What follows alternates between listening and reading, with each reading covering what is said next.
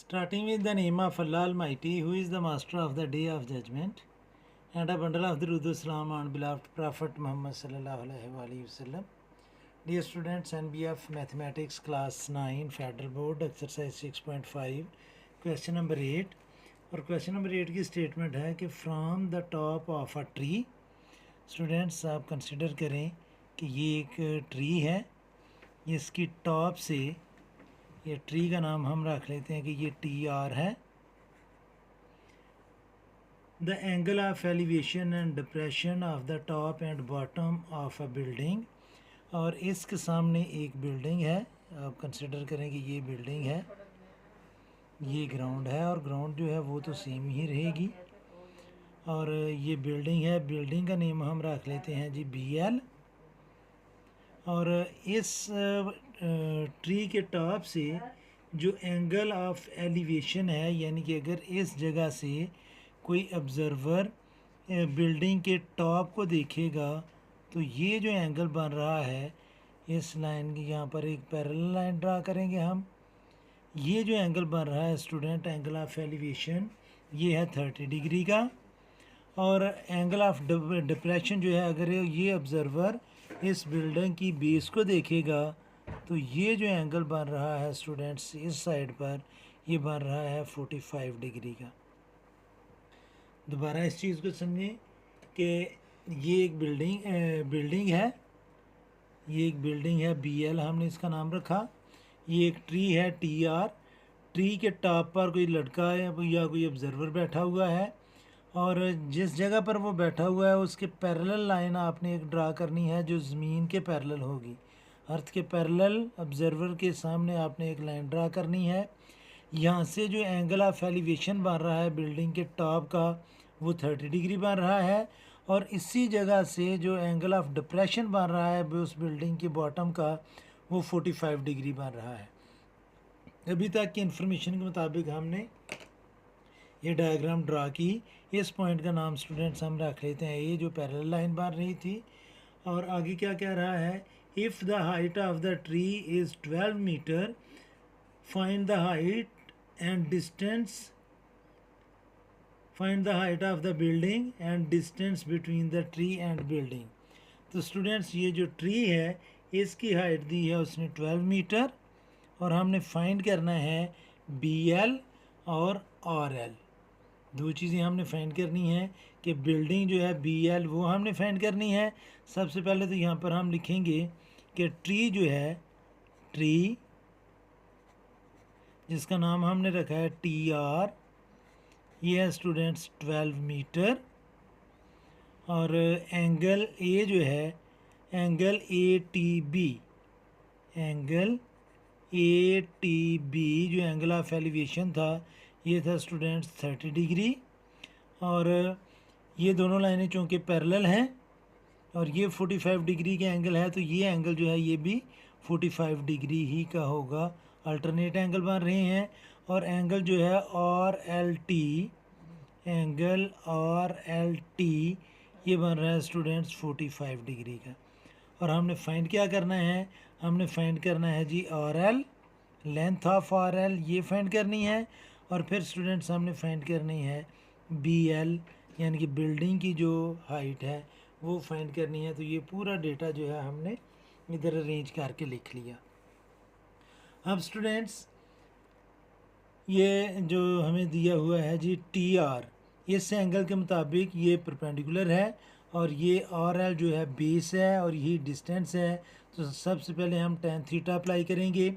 अगर ये 45 डिग्री है और ये राइट एंगल है स्टूडेंट्स, तो परपेंडिकुलर और बेस इक्वल होंगे, क्योंकि tan 45 1 की इक्वल होता है। लेकिन हम इसको सॉल्व करेंगे तो हम इसको लिखेंगे students in triangle TRL, TRL, हम ये ट्राइएंगल TRL ये डिस्कस करने लगे हैं। तो मैं इधर लिखूँगा tan theta is equal to perpendicular over base, theta की जगह मैं लिखूँगा 45, तो ये आ जाएगा tan 45 डिग्री, और परपेंडिकुलर जो है वो है स्टूडेंट्स 12 मीटर, और बेस है RL जो हमने फाइंड करनी है। ये RL आपको नज़र नहीं आया, मैं दोबारा बताता हूँ। थीटा की जगह हम लिखेंगे 45, परपेंडिकुलर है 12, इस थीटे के मुताबिक, इस एंगल के मुताबिक परपेंडिकुलर इसकी अपोजिट साइड 12, और बेस है आर एल जो हमने फाइंड करनी है।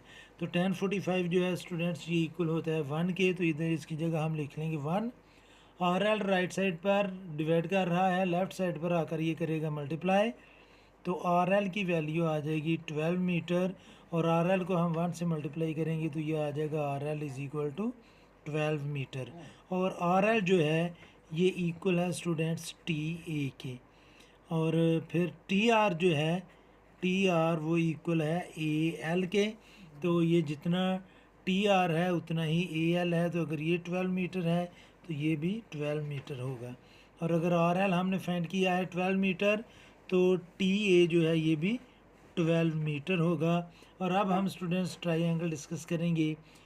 ए टी ए बी ये राइट एंगल है। राइट एंगल कैसे है कि ये जो बिल्डिंग है वो भी ग्राउंड के साथ राइट एंगल बनाती है, और ट्री जो है वो भी ग्राउंड के साथ राइट एंगल बना रहा है। तो ऑब्जर्वर ने जब पैरेलल देखा इस बेस के, तो स्टूडेंट्स ये पैरेलल लाइन इसके पैरेलल है, तो ये राइट एंगल बिल्डिंग बना रही है ग्राउंड के साथ, तो ये भी राइट एंगल होगा। अब आपने लिखना है in triangle T A B, तो टेन थीटा यहाँ पर भी हम अप्लाई करेंगे। तो टेन थीटा आ जाएगा students perpendicular over base, theta की जगह हम लिखेंगे 30 डिग्री, तो मैं लिख लूँगा टेन 30 डिग्री। परपेंडिकुलर है ए बी जो हमने फाइंड करना है, और बेस है हमारा टी ए जो आर एल की इक्वल है, तो इधर मैं लिख लूँगा 12। अब स्टूडेंट्स टेन 30 डिग्री की वैल्यू आप कैलकुलेटर से लेंगे तो ये आएगा 0.577, 12 आकर इससे मल्टीप्लाई करेगा और ये इक्वल आ जाएगा ए बी के। 0.577 को हम मल्टीप्लाई करेंगे 12 से, 0.577 मल्टीप्लाई बाय 12, तो ये आ जाएगा स्टूडेंट्स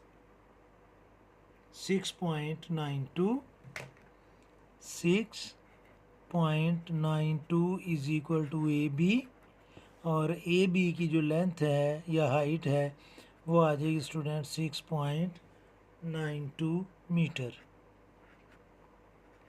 अब हमने फाइंड करनी है बिल्डिंग की हाइट जो बी एल है, तो इधर मैं लिख लूँगा स्टूडेंट्स बी एल जो है वो इक्वल है students B A plus A L के, और बी ए हमने अभी फाइंड किया है वो है स्टूडेंट्स 6.92, और ए एल जो है वो है 12, क्योंकि ए एल हमने जितना टी आर है उतना ही ए एल होगा, क्योंकि ये एक रेक्टेंगल बन रही है। तो स्टूडेंट्स बल्कि ये स्क्वायर है, क्योंकि ये अगर 12 है ये भी 12 है, तो ये स्क्वायर बन रहा है।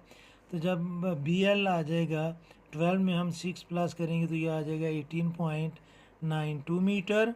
अगर आप इसे राउंड ऑफ करेंगे 18.92 मीटर, अगर आप राउंड ऑफ करना चाहते हैं तो वो 19 मीटर भी आ सकता है। मुझे नहीं पता कि पीछे ये आंसर है या ये आंसर है, दोनों ही करेक्ट हैं। उम्मीद है कि आपको इस क्वेश्चन की समझ आ गई होगी। फिर भी अगर कोई कन्फ्यूजन हुई तो आप कमेंट बॉक्स में ज़रूर कमेंट्स कीजिएगा। कोशिश करूँगा कि जल्द से जल्द आपको रिप्लाई करूँ, और आखिर में हमेशा की तरह अल्लाह से दुआ करूँगा कि आप सब हमेशा खुश रहें और ज़िंदगी के हर मैदान में कामयाब हों। आमीन। अल्लाह हाफिज़।